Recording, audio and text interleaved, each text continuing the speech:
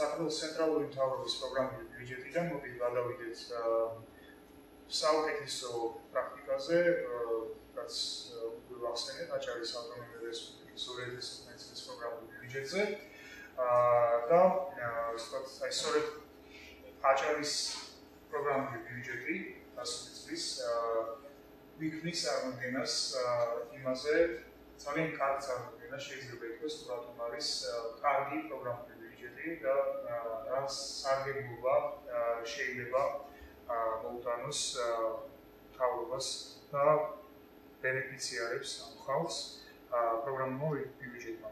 მოდით დავმიხილოთ კონკრეტული პროგრამა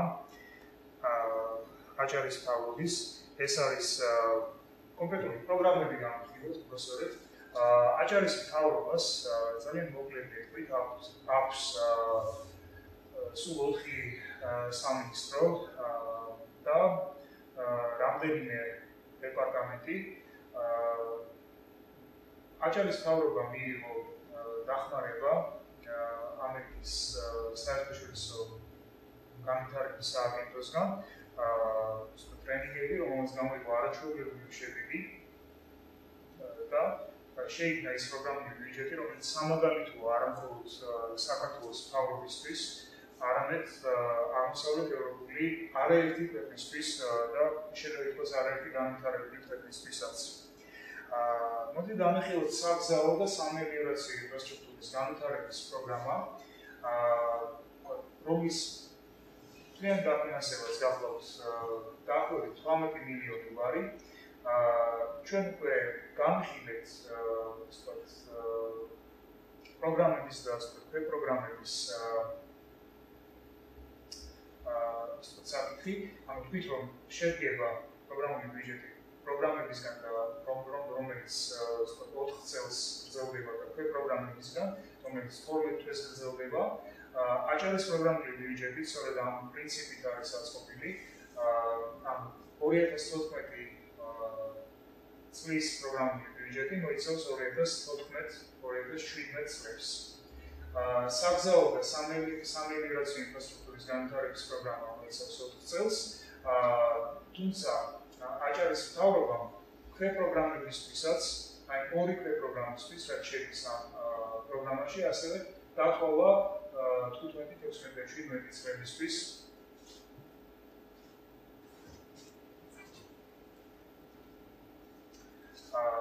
ამ პროგრამების ასიგნება, ანუ ამ პროგრამების დაფინანსება. როგორც ხედავთ, პირველი ქვეპროგრამის ასიგნება არის 959,200 ლარი. თქვენ ალბათ შეამჩნევთ, რომ 2015-16 წლებში ეს თანხა მეორდება, ანუ ავტომატურად არის გადატანილი, რაც ვთქვათ, არ არის ნამდვილად საუკეთესო მაგალითი, რადგან ეს ავტომატურად გადატანა ნამდვილად გაუმართლებელია, ეს არ არის დაფუძნებული კალკულაციებზე და ეს არ არის დაფუძნებული პროგნოზებზე. თუმცა ჩვენ გავითვალისწინებთ, რომ ეს არის პირველი პროგრამული ბიუჯეტი და შეიძლება ითქვას, რომ ეს არის ძირითადი პრობლემა, ანუ საშუალებიანი გაგიწყვა არის აჭარის ძალიან კარგი პროგრამული ბიუჯეტის ძირითადი პრობლემა, თუმცა შეიძლება ითქვას, ეს არის პრაქტიკულად ერთადერთი პრობლემა აჭარის პროგრამულ ბიუჯეტში.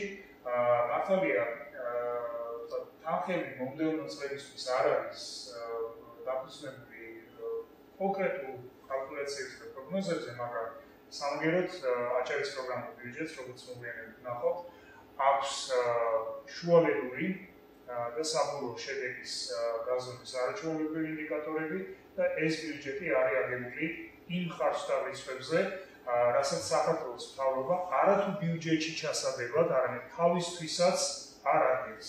მოდით დავმიხილოთ კონკრეტული მაგალითებით, თუ რამდენად შთამბეჭდავია ის, რაც გააკეთა აჭარის ავტონომიურმა რესპუბლიკამ 2014 წელს და ასევე ძალიან კარგი პროგრამული ბიუჯეტი აქვს მათ 2015 წელს. ჩვენ უკვე ვთქვით, რომ პროგრამის შემთხვევაში იზომება საბოლოო შედეგის ინდიკატორები, ეს სწორედ პროგრამა გახავთ.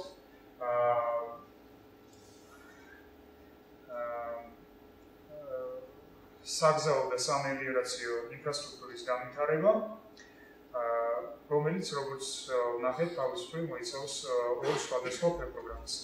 ახაც ისევე როგორც საქართველოს მთავრობის პროგრამული ბიუჯეტის ფორმატში მოცემულია პროგრამის აღწერა, რაც სხვადასხვა არის ღონისძიებები, განსხვავებით საქართველოს მთავრობის უამრავი პროგრამის და პროგრამისგან, სადაც არის არაფრის მქონელი სრულიად პროგრამული ბიუჯეტის სრულიად არასაჭირო ფონური ინფორმაცია, ინფორმაცია იმის შესახებ, როდის დაიწყო პროგრამა, რომ ვთქვათ, საზოგადოებას არ ინტერესი ჩემს რაღაცა ამ ღონისძიებების ან პროგრამის მიზნების მიმართ და ასე შემდეგ. ასეთი არაფრის მქონელი ინფორმაცია აჭარბებს პროგრამულ ბიუჯეტში არსად არ გვაქვს პრაქტიკულად და პროგრამის აღწერა აქ შედგება სწორედ იმ ღონისძიებებისგან, მისი დაინდიკატორებაც მაგერია თქო, შესაძლებელია ჩვენ როგორც ვთქვით პირველ ნაწილში ჩვენი ლექციის აი ამ ზოგადი აღწერების შუალედური ან საბოლოო შედეგის ინდიკატორების გაზომვა არის სრულიად შეუძლებელი. ის რომ პროგრამა დაიწყო მაგალითად 1997 წელს და საზოგადოება იჩენს რაღაც მზარ ინტერესს ასე შემდეგ ამისი გაზომვა არის რა თქმა უნდა შეუძლებელი მაშინ როდესაც ადგილობრივი მნიშვნელობის საავტომობილო გზებისა და საგზაო კომუნიკაციების რეაბილიტაცია განვითარება, რაც სხვაჩვენს ღონისძიება არ არის, შეიძლება ითქვას არის უფრო მიზანი, თუმცა ამისი ბიზნეს გაზომვა შეიძლება და ვთქვათ მიზანის ამ ინდიკატორები შეიძლება ივაბათ არამხოლოდ ღონისძიებებს, არამედ ბიზნესსაც პროგრამის აღწერებში არის მოცემული აჭარის ბიუჯეტში როგორც ღონისძიებები, ისე მიზნები და ამოცანები, თუმცა ეს არის გაცილებით უფრო კონკრეტული და ეს არაფრის მქონელი ინფორმაცია აქ არ გვაქვს.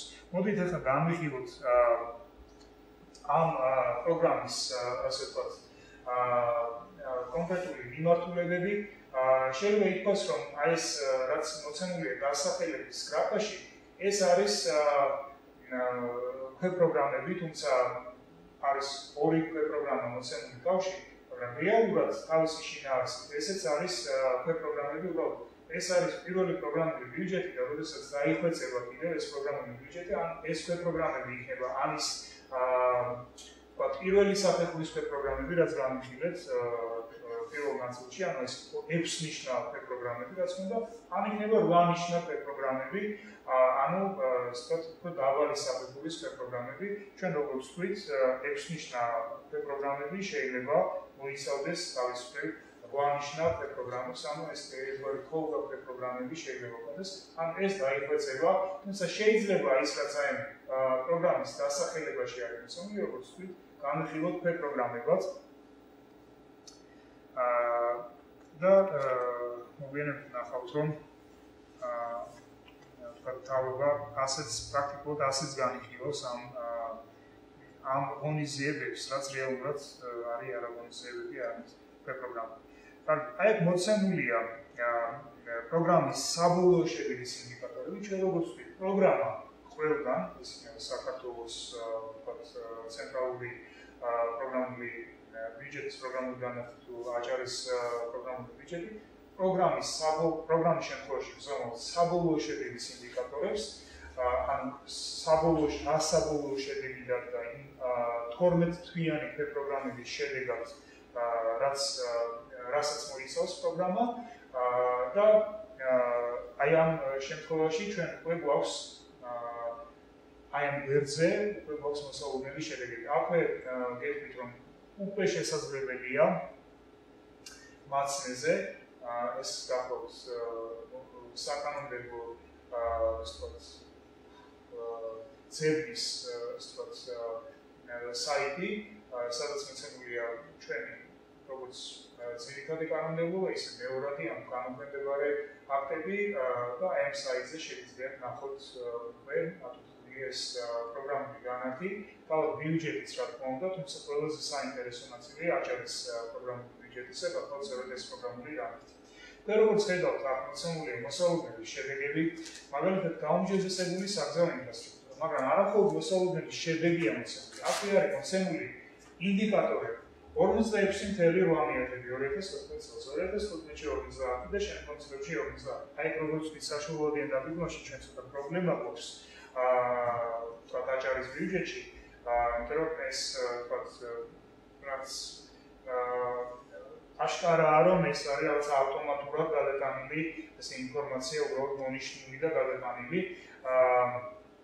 თუმცა ეს იმედია, რომ დაიხვეწება და ეს ხარვესი გამოსწორდება 46.8 კილომეტრი. ჩვენ ხედავთ გაზონის ერთეულში, გაზონის ერთეულის გრაფაში მოცემულია ერთეული და ჩვენ სერვერზე წავიკითხოთ, უნავებთ ინდიკატორი, მივმოწმოთ გაზონის ერთეული და ესე მივიღებთ სრული ინფორმაციას.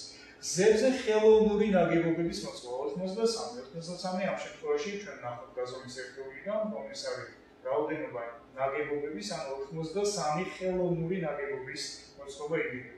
ჩვენ ასევე აქ ვხედავთ მონაცემთა წყაროს და პასუხისმგებელ საბიჭო ორგანიზაციას და მოგროვების მეთოდს.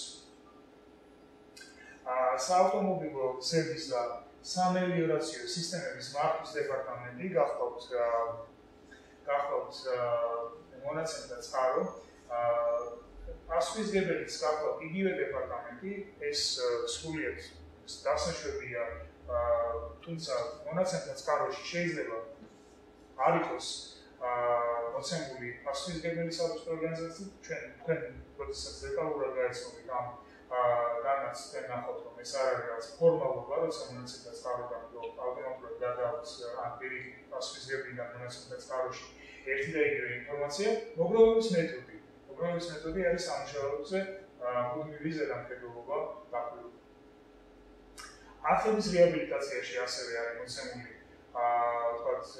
შედეგის ინდიკატორი. ჩვენ ვხედავთ, რომ ამ შემთხვევაში არის კილომეტრები, კილომეტრები 88 კილომეტრზე 40 არის დაგეგმილი, იყო უბრალოდ დაგეგმილი 2014 წელს. ძელის ორმული შეკეთება აქ არის 6250 კვადრატული მეტრი. ეს არის ძალიან შთამბეჭდავი, იმიტომ რომ აჭარის ავტონომიური რესპუბლიკა არის სულ 3000 დაახლოებით 3000 კვადრატული კილომეტრი. ეს არის ჩვენ არაერთი მუნიციპალიტეტი გვაქვს საქართველოში, რომელიც თავის პარტებით უფრო პატარაა აჭარის ავტონომიურ რესპუბლიკაზე. და აი ამ პატარა ფართობზე საბიუჯეტო სახსრების ხარჯვა არის ძალიან შთამბეჭდავად დაგეგმილი. გზების ორმული შეკეთება მაგალითად 6250 კვადრატული მეტრი, ანუ გზებზე პასუხისმგებლობა უწყება მხოლოდ გზების დეპარტამენტია აჭარაშიც. შეაფასა დაზიანებული მონაკვეთები გზების გაზომა და დაადგინა, რომ ეს არის 6250 კვადრატული მეტრი. ამას საქართველოს საგზაო დეპარტამენტი ალბათ კიდევ ვიხანს არ გააკეთებს სამწუხაროდ და აი აჭარის პატარა აჭარის ავტონომიურმა რესპუბლიკამ არ მხოლოდ საქართველოს ცენტრალურ მთავრობას, არამედ არაერთ აღმოსავლეთ ევროპულ ქვეყანას მისცა ძალიან კარგი მაგალითი. ჩვენ ხედავთ აქ სხვა ასევე ღონისძიებებს, მაგალითად აჭარის მთავრობა იხდის საგზაო საინფორმაციო ნიშნების რაოდენობას.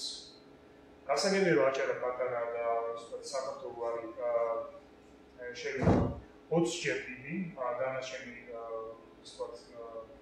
საქართველო, მაგრამ თუ ეს შეძლო აჭარის მთავრობამ, საქართველოს მთავრობას გაცილებით მეტი რესურსი აქვს და შეუძლია იგივეს გაკეთება ქვეყნის მასშტაბით. გზების მოხერხვა მოშენდადება, ბურღვა აფეთქებითი სამუშაოების სარდლობა, ტექნიკის შეძენა და ასე შემდეგ.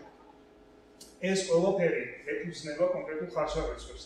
ჩვენ ნახავთ კიდევ უფრო დეტალურ ხარჯდავრიცხვებს, მაგრამ ეს დეტალური ხარჯდავრიცხვებიც არ არის ის ანუ ესე იგი ის ერთადერთი წყარო, რასაც ექნობა აჭარის პროგრამული ბიუჯეტი. ის დეტალური ხარჯ-დაბეჭდები, რომელსაც მოგვიანებით ნახავთ, თავის მხრივ კიდე იშლება უფრო დეტალურ ხარჯ-დაბეჭდებად, რისი ჩართვაც უბრალოდ პროგრამულ ბიუჯეტში არის შეუძლებელი. მოდით ახლა გადავიდეთ უკვე ქვეპროგრამებზე და ვნახოთ უკვე ქვეპროგრამები როგორ არის დეტალიზებული. ამ პროგრამის ფარგლებში არის საგზაო და სამელიორაციო ინფრასტრუქტურის განვითარება ერთხელ პროგრამას ხომ. აი ამ ქვეპროგრამას უკვე მშენებლობა, რეალიზაცია და მოლოშება. აქ არის მოცემული ამ პროგრამის ქვეპროგრამის ბიუჯეტი. შეგახსენებთ, რომ ქვეპროგრამა არის 12-იანი და მის ფარგლებში იზომება უკვე შუალედური შედეგის ინდიკატორები. და აი აქ არის მოცემული დეტალურად ის ღონისძიებები, აი პატარა ავტონომიური რესპუბლიკის ტერიტორიაზე, რომელიც საქართველოს არაერთ მუნიციპალიტეტზე ნაკლებია თავის ფარგლებით, უკვე მოცემულია კონკრეტული მონაკვეთები და კონკრეტული მონაკვეთების რეაბილიტაციის ღირებულება.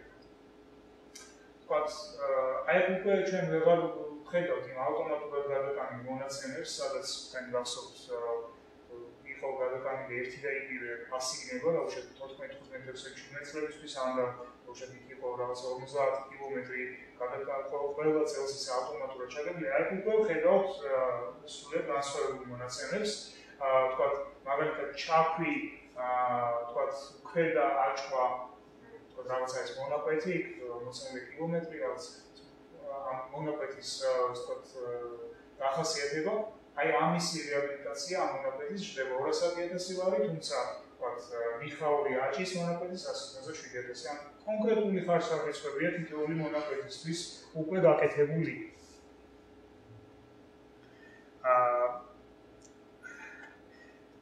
შემდეგ მოცემულია ამ ქვეპროგრამის მოსალოდნელი შედეგი, გამოჯობესებული საგზაო ინფრასტრუქტურა, მეტეოროლოგიური გზა და აქ მთავარი არის არა მოსალოდნელი შედეგი, რაც ინტუიტიურია, ხო ეს საგზაო ინფრასტრუქტურის რეაბილიტაციის პროგრამის ფარგლებში სხვა რა შეიძლება იყოს მოსალოდნელი შედეგი თუ არა გამოჯობესებული გზა.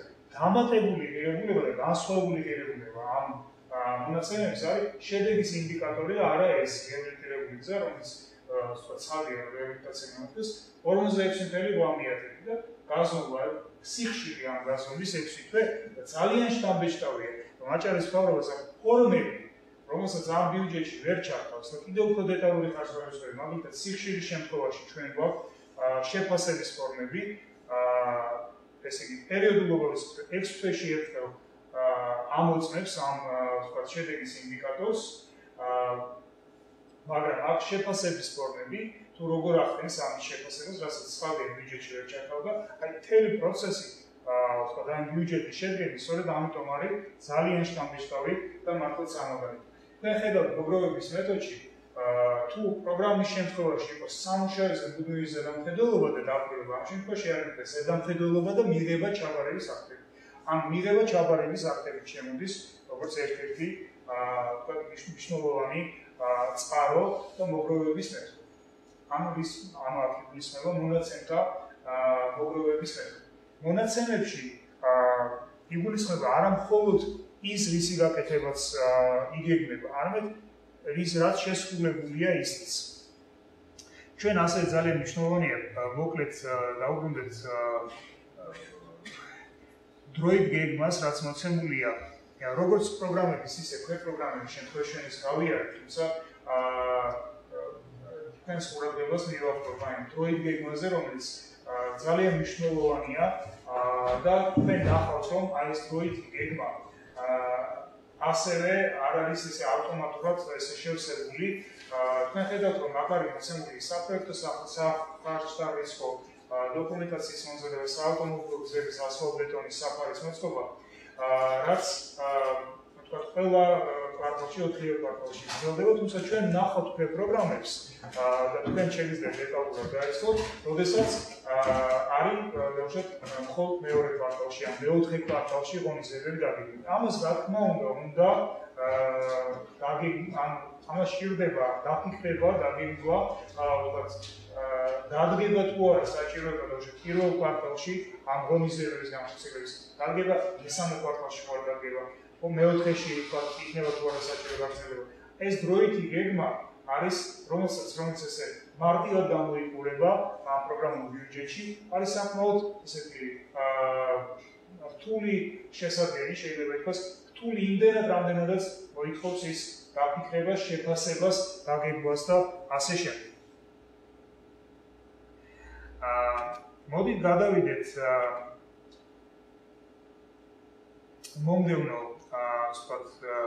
ქვეპროგრამაზე, რაც არის ხელოვნური ნაგებობების მშენებლობა, რეაბილიტაცია და მისი განახორციელებელი ისევ არის აჭარის საკონტროლო გზებისა და სამელიორაციო სისტემების მართვის დეპარტამენტი, ეს არის სული დასახელება, რასაც მე ეს არის გზების დეპარტამენტი, მოდით დავაზუსტოთ, ეს არის სუსტი დასახელება ამ დეპარტამენტის.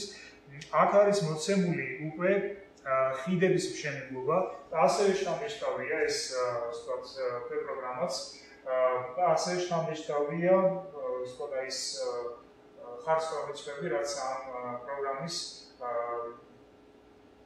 შესადგენად გამოიყენა აჭარის მთავრობამ კონკრეტულად ამ დეპარტამენტმა. აქაც არის მოცემული ერთეული საშუალო ფასი, მთლიანი ღირებულება და ასე შემდეგ.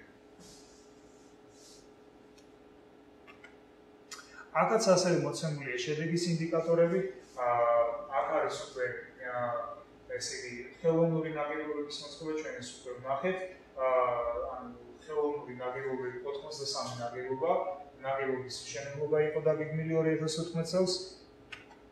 შემდეგ ჩვენ გვაქვს არხების რეაბილიტაციის შემთხვევაში იგივე ინფორმაცია მოცემული და გვაქვს ასევე ტექნიკის შეძენის შემთხვევაში ესე ცალკე შეიძლება ითქვას ქვეპროგრამად არის გამოყოფილი მოვლის ხარჯები რაც ძალიან შთამბეჭდავია ასევე ჩვენ გვაქვს ძალიან დეტალური ხარჯთაბეჭდები და მე ვთქვათ ამას აი ამ ქვეპროგრამას მიაქციოთ განსაკუთრებული ყურადღება ეს არის საგზაო და სამელიორაციო ინფრასტრუქტურის მოვლა შენახვის ქვეპროგრამა რომლის ბიუჯეტიც გახლავთ 4.386.000 ლარი დაახლოებით და ეს არის ძირითადად ვთქვათ საწოლსაფუძვი მასალების შეძენა ავტოტექნიკის მოვლა დაზღვევა და ასე შემდეგ. აი აქ არის მოცემული ისეთი დეტალებიც კი როგორც არის სპეცტანსაცმლის შეძენა. საგზაო ნიშნების დამზადება ჩვენ გახსოვთ უკვე ვნახეთ რომ აჭარის მთავრობას ჰქონდა დაგეგმილი 1500 საგზაო ნიშნის გაკეთება. გურგო აფეთქებითი სამუშაოები, სადაც თუ შენიშნეთ კუბომეტრებში იყო წინა გვერდებზე მოცემული ინფორმაცია 3500 კუბური მეტრი თუ სწორად მახსოვს იყო დაგეგმილი 2000 კუბომეტრებში დიახ ეს მოცემული ერთეული საშუალო ფასი 42.86 მიასები ლარი. მთლიანი ღირებულება 150.000 ლარი, იგივე მილების შეძენისთვის მაგალითად აქ უკვე ის ალბათ წილმეტრებში უკვე მოცემული 1400 მეტრის ვთქვათ მილების შეძენა დაგეგმილი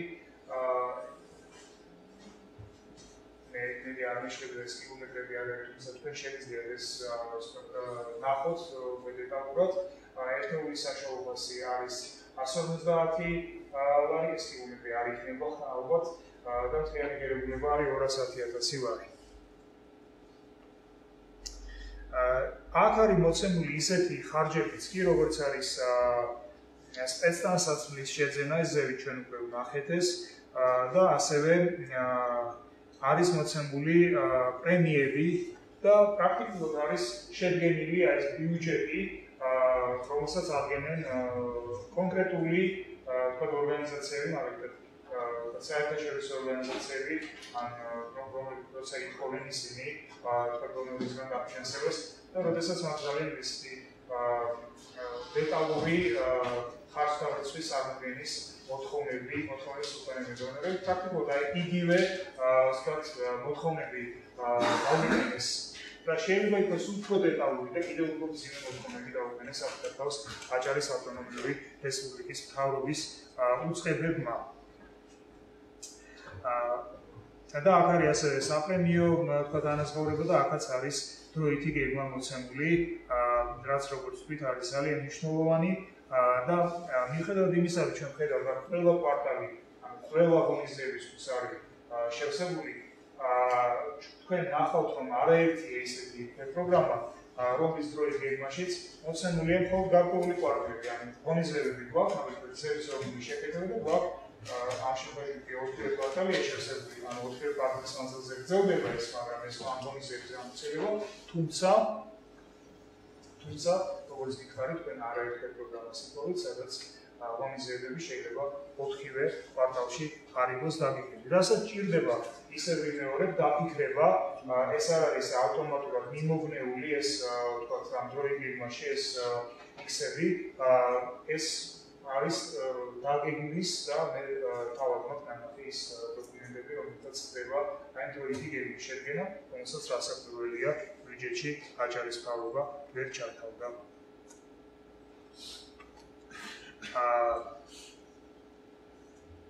აი შემდეგ ჩვენ გვაქვს იგივე ვთქვათ ფორმატით, აქ არის მოცემული ამ პროგრამის მოსალოდნელი შედეგები, ვთქვათ სერვისორული შეკეთების შემთხვევაში, თქვენ თუ დააკვირდით ჩვენ წინა სლაიდში, ქონდა უკაცრავად წინა გვერდზე, აი ექსელის წინა გვერდზე ქონდა ერთეულის ფასიმოსები. აჭარის მთავრობამ დათვალა, რომ 2014 წელს 6250 კვადრატული მეტრი იყო დაზიანებული. ანუ ორმოების ვთქვათ სახით იყო ვთქვათ აი ეს ფართობი დაზიანებული და დათვალა ერთეულის ფასი, დათვალა რომ 1 კვადრატული მეტრი აი დაზიანებული მონაკვეთის შეკეთება 1 კვადრატული მეტრის დაუჯდებოდა 40 ლარი. თქვენ შეგიძლიათ დაუბრუნდეთ წინა სლაიდებს და თავად გაცნობთ. ამაში ერთეულის ფასი 40 ლარი, რომელშიც შედიოდა ყველა ის ხარჯი, რომელიც ჩვენ გამიხილეთ უკვე. ამ 40 ლარში შედის იმ ავტოტექნიკის, სპეცტექნიკის დაზღვევის ხარჯებიც კი. ამ 40 ლარში შედის ანსაცმელი, მუშების. ამ 40 ლარში შედის ყველაფერი გაითვალისწინეს. ანუ ჩვენ გვაქვს დეტალური ხარჯთაბრიცხვები, რომელიც ვერ შეიტანა აჭარის მთავრობამ ამ ბიუჯეტში, იმიტომ რომ მაშინ ეს ბიუჯეტი გამოვიდოდა არა დაუშვათ თავის რამდენიმე ასეული გვერდი, როგორც დღეს არის, არამედ გამოვიდოდა რამდენიმე 1000 გვერდი, რაც ვერ გააკეთა აჭარის მთავრობამ. ეხლა რატომ ვიხილავ ჩვენ ამ ბიუჯეტს, ვთქვათ ესე დეტალურად და ვაპირებ კიდევ სხვა ვთქვათ სამი უწყებების ბიუჯეტების ვთქვათ განხილვას. ეს როგორც ვთქვით არის ერთი სამაგალითო არა მხოლოდ საქართველოს მთავრობისთვის, არამედ ადგილობრივი თვითმმართველობებისთვის. საქართველოს მთავრობა სხვათა შორის ამბობს, რომ აჭარაში ეს გამოვიდა, იმიტომ რომ აჭარა პატარაა, თუმცა ასევე ადგილობრივი თვითმმართველობებიც არის პატარა და ჩვენ ვთქვით, რომ არაერთი თვითმმართველობა საქართველოში, რომელიც შეიძლება აჭარაზე, რომელიც შეიძლება კი არა და აჭარაზე დიდია თავისი ფაქტობი.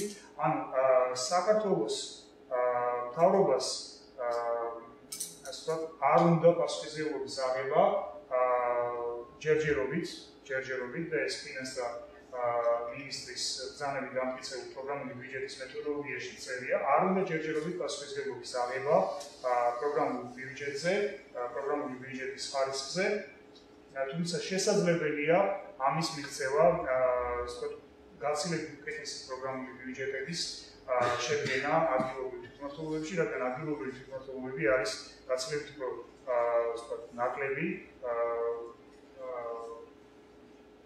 ფართობის და გაცილებით უფრო ნაკლები მასშტაბი ექნება იქ განსახორციელებელ საბიუჯეტო ღონისძიებებს, ვიდრე ქვეყნის ვიდრე საქართველოს მთელს ტერიტორიაზე. ამდენად ადგილებზე ამის გაკეთება არის სრულიად რეალური და ერთ-ერთი მნიშვნელოვანი ფაქტორი, რომელიც ხელი შეუწყო აჭარის ავტონომიურ ავტონომიური რესპუბლიკის მთავრობას იყო არამხოლოდ ის მონდომება და ღიაობა და ამ ძალიან მნიშვნელოვანი ტექნიკური დახმარების გამოყენება იმისთვის, რომ შეექმნათ ესეთი კარგი ბიუჯეტი, არამხოლოდ ეს ღიაობა, მონდომება და ეს კეთილინება იყო ის, რამაც შესაძლებელი გახდა ასეთი კარგი პროგრამული ბიუჯეტის შედგენა, არამედ ისიც, რომ აჭარა არის თქვათ გაცილებით უფრო პატარა, 20-ჯერ უფრო პატარა, შეიძლება ითქვას 20-ჯერ და მეტჯერ უფრო პატარა, ვიდრე დანარჩენი საქართველო. ასევე ძალიან შთამბეჭდავია ტურიზმის განვითარების ხელშეწყობის პროგრამა, რომელიც თავისუფლად იყოფა პროგრამებად, სადაც აჭარის მთავრობა გვაძლევს იმ კონკრეტულ ღონისძიებებს, რაც ტურისტების მოსაზრებით უნდა განხორციელდეს, თუმცა ეს არ არის ის რამაც შეიძლება ჯერჯერობით შთამბეჭდილება მოახდინოს, სანამ თქვენ არ გადახვალთ იმ კონკრეტულ ინდიკატორებზე, რაც დაგეგმილი აქვს აჭარის მთავრობას, აღებული აქვს საბაზისო მონაცემი 2013 წლის უცხოურ ტურისტთა რაოდენობის ზრდის და შემდეგ დაგეგმილი აქვს უკვე 2014 წელს 10%-იანი ზრდა. ჩვენ როგორც ვთქვით, საშუალოებიან დაგეგმვაში გვაქვს პრობლემა და ეს 10% არის მექანიკურად გადატანილი, თუმცა ძალიან შთამბეჭდავი აქ არის ის, რომ ისინი გეგმავენ ტურისტების მოსაზრდად სეგმენტების მიხედვით კამპანიებს და იმ ქვეყნების მიხედვით, საიდანაც ყველაზე უფრო მაღალი ალბათობა ტურისტების შემოგვიგებს. ისინი არ მიდიან დაუშვათ თურქეთში, ისინი არ მიდიან მაგალითად პოლონეთში, საიდანაც ისედაც შემოდიან ტურისტები, ისინი ცდილობენ გავიდნენ იმ ბაზრებზე, საიდანაც შესაძლოა არ შემოდის ბევრი ტურისტი, მაგრამ სადაც პოტენციალი არის ასათვისებელი. და შესაბამისი ინდიკატორებით ისინი გეგმავენ იმ რაოდენობებს, რასაც მოიტანს სხვადასხვა სარეკლამო ან სხვადასხვა ტურისტების მოსაზრდი ღონისძიებები. და თქვენ შეგიძლიათ ამას დეტალურად გაეცნოთ უკვე შედეგის ინდიკატორების, რაოდენობის, გაზონის ერთეულის, მონაცემთა წყაროს და ასე შემდეგ დონეზე. აქ არის ავიარესებზე დახვედრა, დაუშვათ არის ერთ-ერთი ინდიკატორი, თქვათ 1200 ავიარესი, ახალი ტურისტული მარშრუტები, რამდენის გახსნა დაგეგმილი, ტურიზმის საინფორმაციო ცენტრის გახსნა, თქვათ და ასე შემდეგ. ანუ ეს არ ხდება, დაუშვათ მოდი ახლა დავხსნათ ტურიზმის საინფორმაციო ცენტრი, ჩვენ ეს საინფორმაციო ცენტრი რამდენი ტურისტის მომსახურებისთვის გვჭირდება, ერთი გვჭირდება თუ ორი გვჭირდება. ეს ახალი ტურისტული მარშრუტები, თქვათ 5 ერთეულის დამატება გვჭირდება თუ 7 ერთეულის. ავიარესებზე დახვედრა, თქვათ გაგვიზრდის თუ არა ტურისტებს, თქვათ რა სეგმენტისთვის შეიძლება გავაკეთოთ მოვახდინოთ ავიარესებზე დახვედრა, ან ფესტივალების, კონფერენციების რაოდენობა, რამდენი ბროშურა დავგვეშთოთ და ასე შემდეგ. ეს ყველაფერი ხდება კონკრეტული გათვლების საფუძველზე, ან აქ არის არამხოლოდ ხარჯთა რიცხვები, არამედ უკვე დაგეგმვა კონკრეტული ღონისძიებების და ამოწმი ღონისძიების დადებითი და უარყოფითი მხარეების განხილვა, რამდენად ღირს და რამდენად წარმოადგენს ესათვის ღონისძიება ფულის ღირებულებას. ფულის ღირებულება არის ის, რაზეც ფიქრობს აჭარის ავტონომიური რესპუბლიკის მთავრობა. ჩვენ უკვე განვიხილეთ აჭარის 2015 წლის პროგრამული ბიუჯეტი, საქართველოს მთავრობის 2015 წლის სახელმწიფო ბიუჯეტის პროგრამული განმარტი. ვთქვით, განვიხილოთ ერთ-ერთი მუნიციპალიტეტის პროგრამული ბიუჯეტი, რაც გაცილებით უარესია ვიდრე საქართველოს მთავრობის ან მით უმეტეს აჭარის ავტონომიური რესპუბლიკის პროგრამული ბიუჯეტი, თუმცა ამ შემთხვევაში შეიძლება ითქვას ერთადერთი არის იერარქია პროგრამული კოდების, რაც არის დაცული პროგრამების და პროგრამების შემთხვევაში, სხვა მხრივ შეიძლება ითქვას მუნიციპალიტეტებში არც ერთ მუნიციპალიტეტში ჩვენ არ გვაქვს ის, რასაც შეიძლება პროგრამული ბიუჯეტი დავუკვირდეთ, რადგან აქ პრაქტიკულად არც არ გვაქვს ღონისძიებები, რომლის დაინდიკატორებად შესაძლებელია და იმედეს არ განირჩევა შედეგები შუალედური და საბოლოო შედეგების მიხედვით. თქვენ ხედავთ შეგიძლიათ ჩამოთვლიდოთ ნებისმიერი მუნიციპალიტეტის ბიუჯეტი, რომ დაინახოთ რა პრობლემები გვაქვს და პრობლემა არის ის ზოგადი აღწერები, რომლის გაზომვაც არ შეიძლება, თუმცა არის გარკვეული რაოდენობრივი მონაცემები, მაგრამ ეს არის სრულიად არასაკმარისი. მაგალითად აქ არის მოცემული ხამარმების ქუჩის და მშვიდობის ქუჩების დამაკავშირებელი საავტომობილო გზის ასფალტ-ბეტონის შავი საფარით მოწყობა 100,000 ბარი. თუმცა ეს არ ეხმობა ხშირ შემთხვევაში კონკრეტულ ხარჯვარდაცვას, რაც რა თქმა უნდა არ არის მუნიციპალიტეტების ბიუჯეტში მოცემული ბიუჯეტებში და არის ესეთი თლიანი თანხები მოცემული, რომელიც არ არის დეტალიზებული და თქვა ჩვენ არ ვიცით აი ამ დამაკავშირებელი საავტომობილო გზის ასფალტ-ბეტონით მოსაწყობის საფარის სიგრძე და შესაბამისად ვერ ვიქნით წარმოდგენას, რამდენად რეალისტურია 108,000 ლარის ამ მონაკვეთის რეაბილიტაციაზე დახარჯვა თუ ამ შავი საფარის მოწყობაზე დახარჯვა.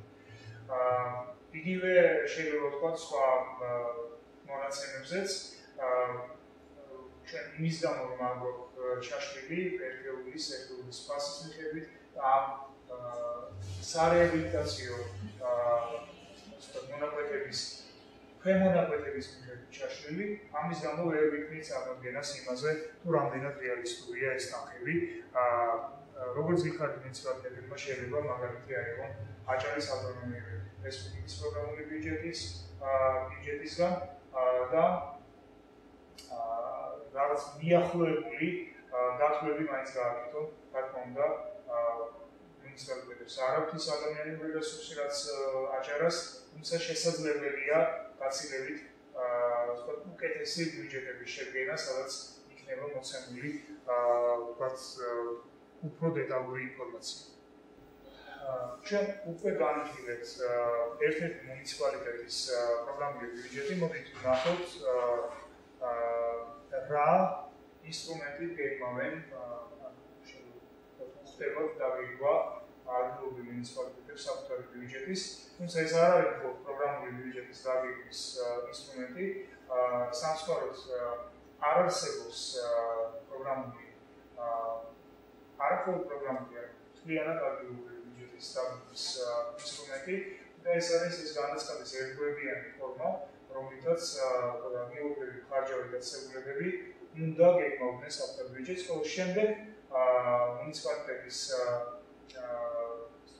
ადმინისტრაცია უკვე უნდა ახდენდეს ამ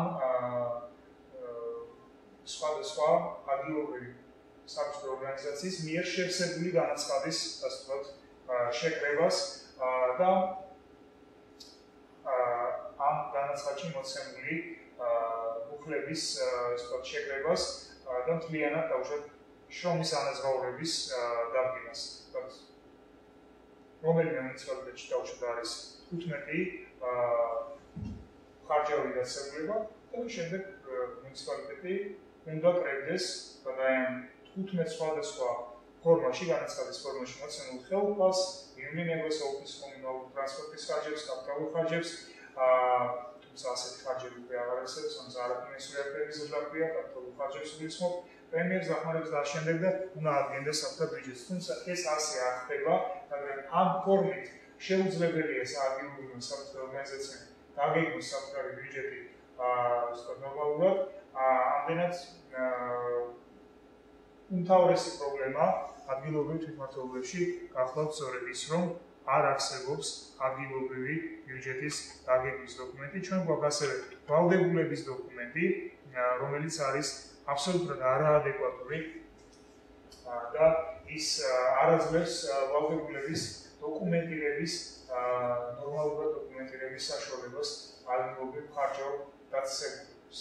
მოდით ახლა ძალიან მოკლედ განვიხილოთ საქართველოს ცენტრალური მთავრობის ბიუჯეტის დაგეგმვის ინსტრუმენტი, რაც უკვე ელექტრონული საბჭოთა განაცხადის ფორმით არსებობს, მაგრამ ეს ელექტრონული საბჭოთა განაცხადი დიდად არ განსხვავდება 2010-2013 წლების განაცხადის ფორმებისგან.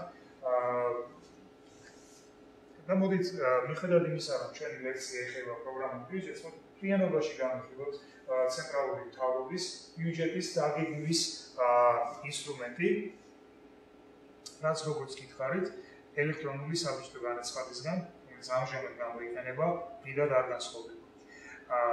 საბჭოთა განაცხადს აქვს თავისი თავმოყრილი, სადაც არის მოცემული ორგანიზაციის შესახებ ინფორმაცია, შემდეგ არის დაწესებულების განაცხადი ორგანიზაციულ ჭრილში, შემდეგ გვაქვს ხარჯავი დაწესებულების ბიუჯეტის განაცხადი, სადაც არის მოცემული ინფორმაცია დაფინანსების მოცულობა, დაფინანსების აპროგნოზო მოცულობა და ასე შემდეგ. თქვენ შეგიძლიათ ეს დოკუმენტი, ისევე როგორც სხვა ლექციაში განხილული ნებისმიერი დოკუმენტი, ჩამოტვირთოთ ვიდეოსთან ერთად.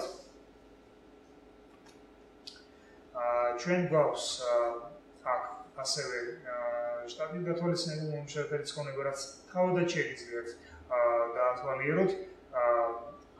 აქ არის ძალიან მნიშვნელოვანი ჩვენი ლექციის თემისთვის ძალიან მნიშვნელოვანი ხარჯავი დაწესებულების პროგრამული ბიუჯეტის დანახი, სადაც მოცემულია ინფორმაცია იმის შესახებ, თუ რა პროგრამის აღონიზების განხორციელებას აპირებს ხარჯავი დაწესებულება მოცემულ წელს. სამწუხაროდ ეს არის სრულიად არაადეკვატური ინსტრუმენტი, თუმცა ეს არაადეკვატური ინსტრუმენტიც კი არა აქვს ადგილობრივ თვითმმართველობებს, თუმცა ისინი არ არიან შეზღუდული და შეუძლიათ ეს არ არის რაღაცა დოკუმენტი, მისი გამოყენებაც ეკრძალებათ ბიუჯეტის დაგეგმვისთვის ადგილობრივ ხარჯავ დაწესებულებებს. ამის გამოყენება თავისუფლად შეიძლება შეუძლიათ მათ ბიუჯეტის დასაგეგმად, მათ ამას არავინ არ უბრძოლავს, სწორედ ამიტომ განახებთ ამ და გაცნობთ ამ დოკუმენტს. აი აქ არის პროგრამის დაფინანსება, მოსალოდნელი შედეგები, შეფასების კრიტერიუმები, სრული მოცულობების ფარგლებში და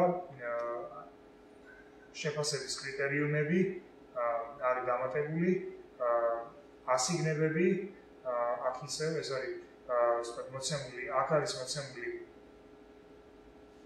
ის ძირითადი ინფორმაცია, რომელიც ამ განაცხადის მიხედვით უნდა შეიტანოს ხარჯავან დაწესებულებამ იმისთვის, რომ დაგეგმოს საკუთარი პროგრამული ბიუჯეტი. თუმცა, როგორც ვთქვით, ეს არის სრულიად არაადეკვატური და არ იძლევა საშუალებას დაიგეგმოს პროგრამული ბიუჯეტის ფორმატში ღონისძიებები.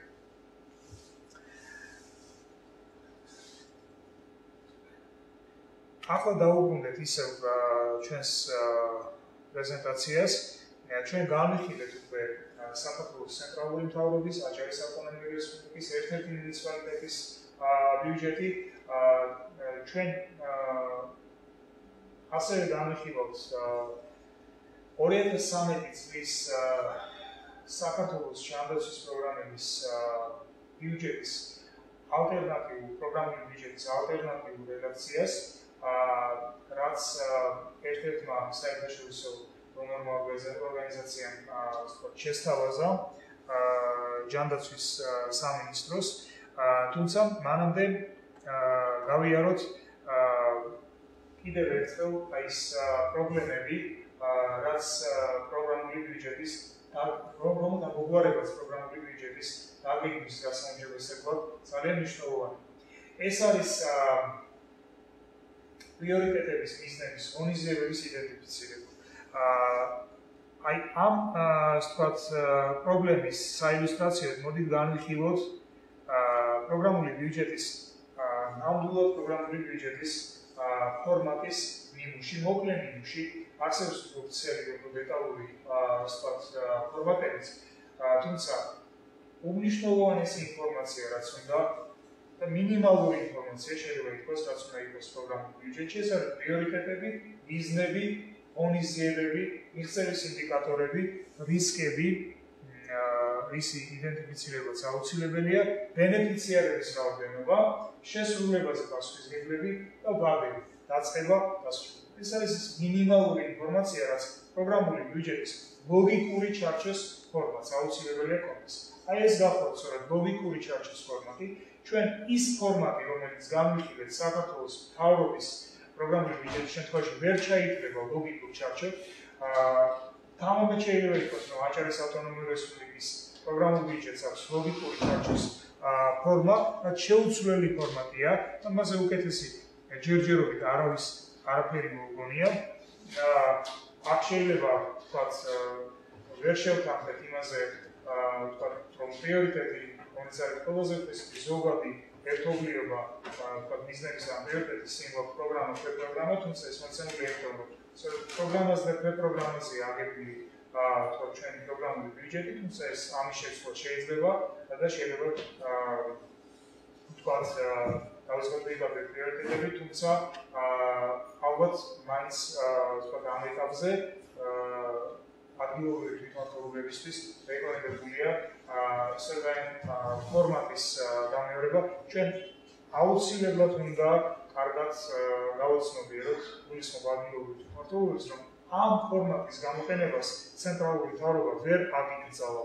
ეს შეიძლება გამოიყენოთ ცენტრალურ მთავრობას ადგილობრივი თვითმმართველობებისთვის არ დაუდგენია რაიმე ფორმატი პროგრამული ბიუჯეტის, რომლის დაცვაც, რომლის გამოყენებაც უპასუხებლად არის სავალდებულო. თავისუფლად შეიძლება ადგილობრივმა თვითმმართველობებმა სწორედ ეს ფორმატი გამოიყენონ, რომელიც აძლევს მათ საშუალებას დაგეგმონ საკუთარი ბიუჯეტი სწორედ ნამდვილად პროგრამულ ფორმატში და ჩვენ ამას მოგვიანებით ჯანდაცვის პროგრამის მაგალითებზე ვნახავთ.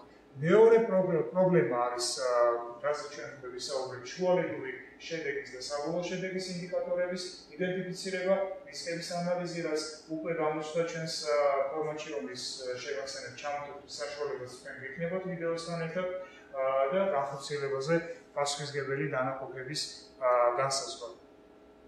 ასევე ძალიან მნიშვნელოვანი ადგილობრივი თვითმმართველობებისთვის არის ბიუჯეტის დაგეგმვის, გაუმჯობესების მიმართულებით, ასიგნებების გული მოცულობების არა მხოლოდ დაცვა, არამედ გადასიჯვაც. აქ საუბარია საბჭოთა ცირკულარზე ცენტრალური მთავრობის, რომელიც ხარჯებაცებულებს გული მოცულობების ზემოთ ფულის მოთხოვნის უფლებას აძლევს და ამას რა თქმა უნდა ჭირდება დასაბუთება. თუმცა აქვე ჩვენ ხაზგასმით უნდა ვთქვათ, რომ ძალიან სერიოზული პრობლემა ადგილობრივ თვითმმართველობებში აიპებში დასაქმებული პირების რაოდენობა არის ისი გადაწყვეტად შესაძლებელია ნამდვილად პროგრამული ბიუჯეტირების შემთხვევაში. რასაც სამსხორებთ სრულად დაწვრილებით ამ ერთ ლექციაში ვერ მოვიხილავთ, რადგან ეს არის ძალიან ფართო და ფართო თემა, რომლის ამოცობაც შეუძლებელია ერთი ლექციის ფარგლებში, თუმცა ჩვენ განვიხილოთ მოდით ეს უძირითადესი საკითხები, რაც ეს უძირითადესი პრობლემები, რაც უნდა გადაწყვეტოს პროგრამული ბიუჯეტირება. ჩვენ უნდა ვიცოდეთ პროგრამული ბიუჯეტირება, რას უნდა მივახციოთ. ამ კითხვაზე აუცილებლად უნდა გავცეთ პასუხი. უნდა ვიცოდეთ, ამ უმთავრესი კითხვა არის ვიცოდეთ გული რას ხმარდება და არა უბრალოდ სადმის. ჩვენ როცა ვლაპარაკობთ ხარჯებაცებულებებზე, იმაზე რომ პროგრამული ბიუჯეტი განსხვავებით ჩვეულებრივი ბიუჯეტისგან აგებულია არა მხარჯებაცებულებებზე, არამედ პროგრამებზე, ინფრასტრუქტურის ჯანდაცვის განათლების. აი სწორედ ეს არის, რომ გვეუბნება პროგრამული ბიუჯეტი ფული რას ხმარდება და არა სადმის. ის რომ დაფინანსდა რომელიღაც ორგანიზაცია, ბავშვებს ჯანდაცვის სამინისტრო, ვთქვათ, ადგილობრივი თვითმმართველობის შემთხვევაში, ბავშვებს ინფრასტრუქტურის სამსახური ადგილობრივი ადმინისტრაციის. ეს არ ნიშნავს, რომ ინფრასტრუქტურა დაფინანსდა, ხო? აი სწორედ ეს არის უმთავრესი განსხვავებები პროგრამული ბიუჯეტისა, ჩვეულებრივი ბიუჯეტისა. ის გვეუბნება ფული გასმარდება და არა უბრალოდ ვთქვათ რა სადმიდის, რომელი ხარჯავი დაწესებულების ყულაბაში მიდის ეს ფული. ჩვენ ამ პრობლემებზე, რასაც ხედავთ, უკვე ვისაუბრეთ, თუმცა თქვენ შეგიძლიათ ამ სლაიდებს, რა თქმა უნდა, დაწვრილებით გაეცნოთ.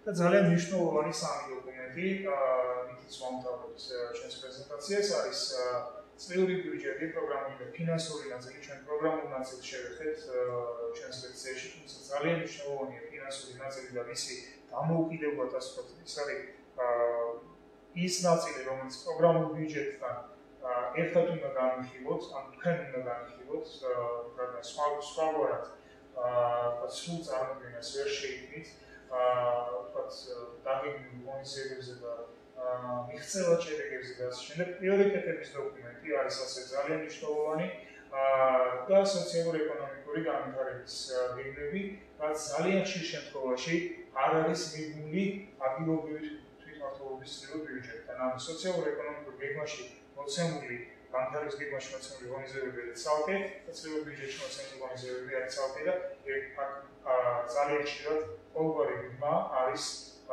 ასე ვთქვათ მოშლილი და ეს არის რაღაც გამყენებული დოკუმენტები, რომელიც ძლიება იმის გამო, რომ მიცვალებთ მაინც ხალხებულება ამ სოციალურ-ეკონომიკური განვითარების გეგმების შედგენას. მოდით ახლა დავამტკიცოთ საქართველოს მთავრობის 2014 წლის ჯანდაცვის პროგრამების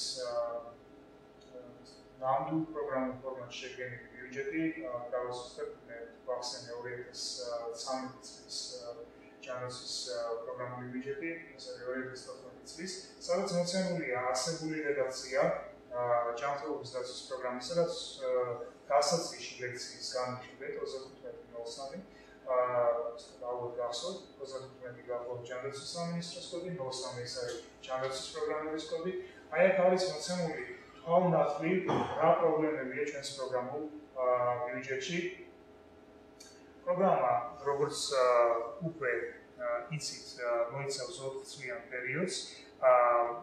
ჩვენ შევთავაზეთ ჯანდაცვის სამინისტროს, აი ამგვარი ფორმატით, ანუ სადაც არსებული რედაქცია მოცემულია განსხვავებული ფერის შრიფტით, ხოლო ალტერნატიული რედაქციები განსხვავებული შრიფტით არის მოცემული. მოდით განვიხილოთ კონკრეტული ქვეპროგრამის მაგალითზე, ეს რადგან შეზღუდული დრო ეს უფრო საინტერესოა. განვიხილოთ მოდით საზოგადოებრივი ჯანმრთელობის დაცვის ქვეპროგრამა, რომელიც როგორც ალბათ გახსოვთ, მოიცავს თავის მხრივ დაბალი საფეხურის 10 სხვადასხვა ქვეპროგრამას. ნაცვლად იმისა, ამ ზოგადი ფორმულირებებისა, ჩვენ შევთავაზეთ ჯანდაცვის სამინისტროს კონკრეტული მაჩვენებლების განსაზღვრა პირველ, მეექვსე, მე-12 თვეზე პროგრამებისთვის და პროგრამების შემთხვევაში მე-13, მე-12, 24 და ასე შემდეგ თვეზე საბოლოო შედეგის რაოდენობრივ გამოსახულებაში გამოხატვა. ეს არის ძალიან მნიშვნელოვანი ეს რაოდენობრივი ინდიკატორები, რომელიც არის შეუცვლელი პროგრამული ბიუჯეტისთვის. ჩვენ ვახსენებთ, რომ თვისებრივი ინდიკატორები შეიძლება იყოს, თუმცა რაოდენობრივი ინდიკატორები არის ის, რაც გვაძლევს სრულ და გადამოწმებად ინფორმაციას იმის შესახებ, თუ რა შედეგები იქნა მიღწეული კონკრეტული პროგრამის თუ ქვეპროგრამის ფარგლებში.